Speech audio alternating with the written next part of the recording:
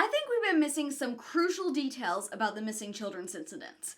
And I know I've seen similar theories on Reddit, and it's not a popular theory, but there's just too much evidence for me to ignore.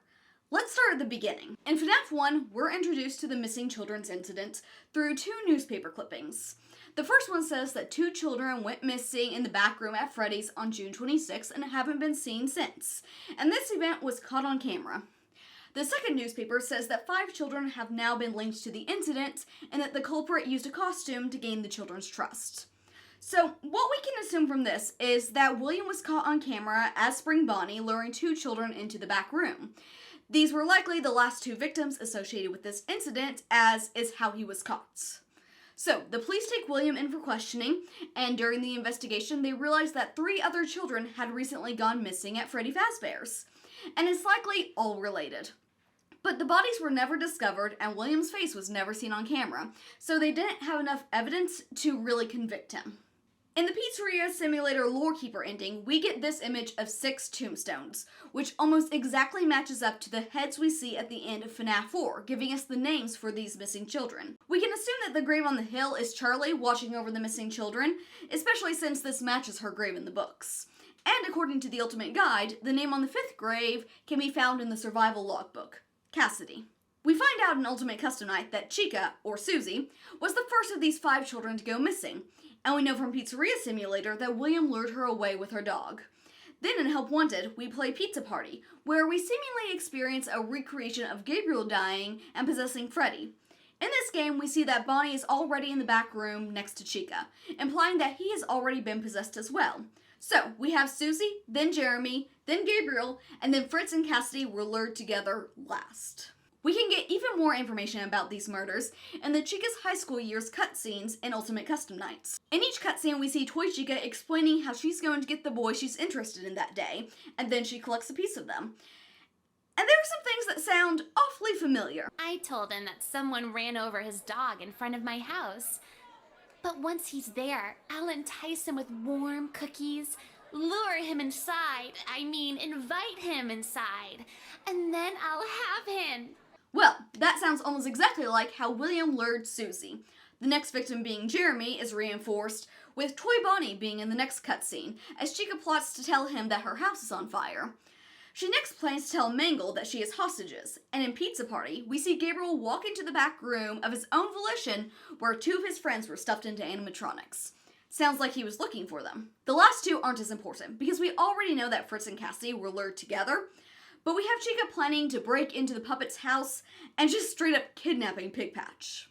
All of these match up, but there's a problem. There's a cutscene before Chica luring away Twisted Wolf with his dog, where she plots to get Toy Freddy to help her with her homework. Most people have assumed this is Charlie, William's first victim, but the problem with that is we can see Foxy's hook sticking out of Toy Chica's bag. She's already claimed her first victim, just as William claimed Charlie years before he started on his killing spree. And this isn't the only time we see an extra victim lumped in with the 5 missing children. In the Curse of Dreadbear DLC, there's an extra tombstone, and in Into the Pit, it blatantly shows 6 victims in the missing children's incidents. So why does the newspaper say 5? Well, there were only 2 that were caught on camera. They just realized there were another 3 who went missing during the investigation. So it's very possible that there was another child who was grabbed outside of Freddy's, so their disappearance didn't end up being linked to the 5 William killed after. And I know, Chica said that she was the first, but that's just her perception. And she was the first of the children killed at Freddy's. But we already know because of Charlie that she wasn't actually William's first victim, so she's clearly just talking about this single instance of the 5 of them going missing. So it doesn't rule out there being another missing child before her. So why am I convinced that this mystery victim died outside of Freddy's? Well, for one, it would explain why he's not linked to the missing children's incidents. And for 2, in Fazbear Frights, Andrew was killed outside of Freddy's. Okay, now before you start yelling at me in the comments, I see you, take it off caps lock. I am not saying that Andrew is in the games. I'm not saying he's not in the games, but I'm also just not convinced he's there. I do still think that he is supposed to just represent the vengeful spirits.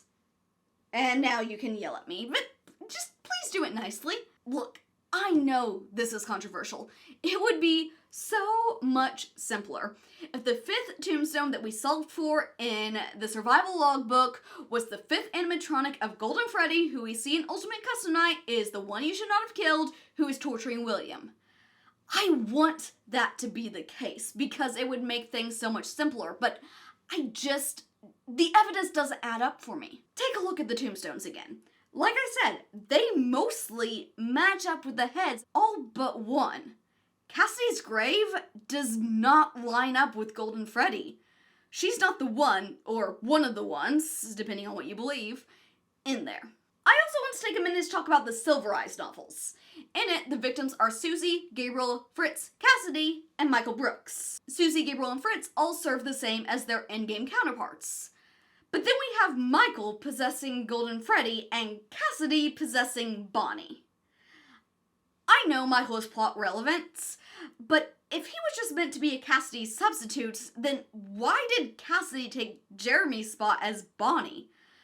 I know the books aren't exact representations, but I just find it weird that the other three are the same. If Cassidy was really Golden Freddy, wouldn't it have been more simple to just swap her for Michael? Or make her Charlie's friend if she's so important? Why do a double swap? Unless Bonnie was actually the only swap, and Michael Brooks is the identity of Golden Freddy. I'm by no means convinced of this. I'd rather there not be another important Michael in the games, but we do know that Scott likes to reuse names. Right, Jeremy? Okay, so if I'm right, and there's this mystery victim who's Golden Freddy, what makes him the one William should not have killed? And where's Cassidy? Because we know she's there somewhere. To answer the first question, we have to take a look at everyone's favorite area of FNAF. The timeline. William killed Charlie in 1983 when he saw her locked outside Fredbear's. This was probably during the Fall Fest that we see in Curse of Dreadbear, since it matches up with her death in the books. I do agree with Matt Pat in that this was William's way of lashing out after the death of his youngest son. For more on that, check out my video where I shared my opinions on his timeline. This was not a calculated murder on William's part. It was a crime of passion and opportunity. And he doesn't go on to kill anyone else for a couple more years. But then he does. And this murder is what truly starts him down the path to become what he does.